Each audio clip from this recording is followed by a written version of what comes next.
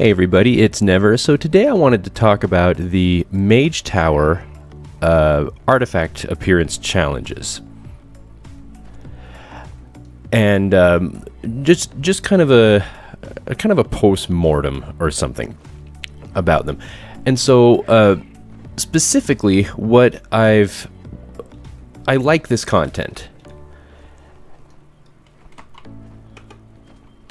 And I'm having trouble with that. Okay. The light would have your kind remain Oh my gosh. and stagnant. I offer the gifts of freedom and strength. I gotta turn that thing off. I hope you It's a weak aura that lets me hear all the Xalatath quotes, and now it's gone. I don't know where it went. Oh, that's weird. Anyway, back to the Mage Tower. I really like this content because it's got a really cool thing going for it that is a little different than some of the other content that's out there.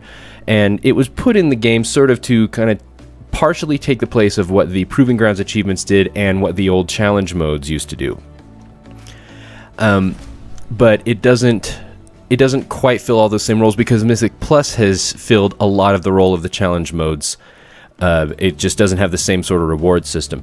And so one of the things I really like about the Mage Tower appearances, and just, this is the achievement that you get if you get them all, and it's hardest for druids because we have 4 specs to do it with instead of just 3 or even 2. Demon Hunters, it's easy mode. They have the training wheels version. So yeah, I said that on purpose, all you Demon Hunters.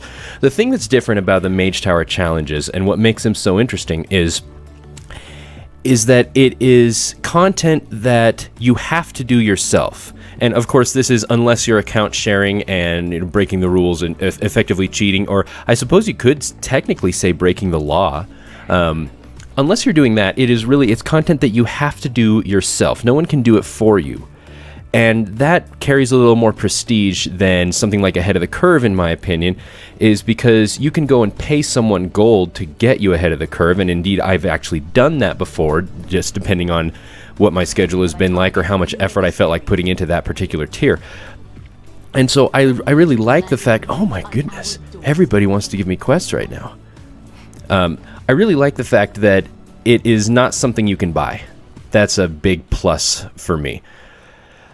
So I wanted to talk about the 4 different challenges that druids have and just my thoughts on each of them. The order that I got them was I got the balance one first, and then I got the feral one, and then I got the guardian one, and then the resto one, which I finished the resto one just the other day. I'm pretty sure that was the order I got them. So the easiest one by far was the feral one. And that really came down to one talent, and that was Brutal Slash. If you want the feral one to be easy, just run Brutal Slash, and that's all you need to do. The hardest one was the Guardian one, the tank one. Cruel's Intentions is appropriately named because it is very cruel and unforgiving, especially if you're not very inflated with your item level. That one was the hardest one. I have no idea how other classes do that without something like Balance Affinity or the legs, the legendary legs that increase the range on Thrash. That's outside of my understanding. Balance was middle of the road, and probably I would say that Resto was the second hardest one for me, simply because I am not a very good healer yet. I am getting better, and I'm planning on maining heals in Battle for Azeroth as my spec, but I still have quite a ways to go before I would consider myself a competent and capable healer. So putting them in that sort of order, I really like how they've done this, and I think I heard that they said that they weren't going to do something like this for Battle for Azeroth, and I hope that they change that. I hope that at least the Brawlers Guild comes back, because that's another bunch of content that you really have to do yourself if you want to complete it. No one can do it for you.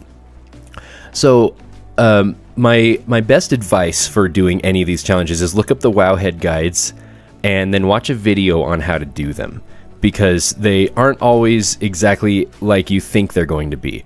And seeing someone do it can be very good. If you're one who learns by example, by seeing someone do it or simply by trying it yourself. The combination of reading about it and watching and listening to a video about it and then making attempts yourself will get you a lot more familiar, because it will teach you in several different ways how to understand what you need to do. And then inflate your item level as much as possible, and don't be afraid to respec your talents and play around with them. So there's really excellent guides out there. I don't have a whole lot else to say about it, and certainly not anything to tell you how to finish them other than do it soon, because you're going to run out of time real quick here if you don't. My estimate is that we have until about mid-June if you want to be safe, because that's the earliest I can see the pre-patch coming out.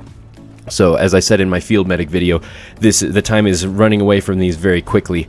So if you're interested in it at all, I strongly recommend putting in the time to get the Mage Tower appearances unlocked for your character, because if you do it, you'll always be happy that you did, because it's content that has some prestige with it. And if you don't, you may find that you reach a time that you wish you had and you won't be able to. So keep that in mind. Oh, what is that? Keep that in mind when you're deciding whether it's worth the effort. I did most of them between item levels 920 and 945, so I had it pretty easy compared to what a lot of other people go through. So much death here. Yes, so much death, so much power, Zalatath. I think I need to disable you, because I've heard everything you have to say about 1 billion times. So anyway, those are my thoughts about the Mage Tower challenges. If you have any specific questions about them, I'll try and remember exactly what I did. It took me enough attempts that I wasn't recording every time I did it, because I had no idea when I would finally get the right sort of thing together, and I don't think you can actually go and redo them once you've completed them on the same character, and there's no way on earth I'm going to have the opportunity to do them again. So that's that.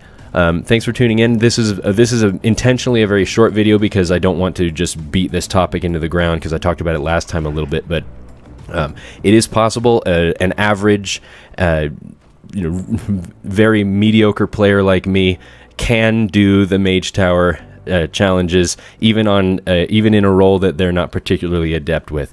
So don't let your doubts hold you back. Keep working at it, and you will get it eventually.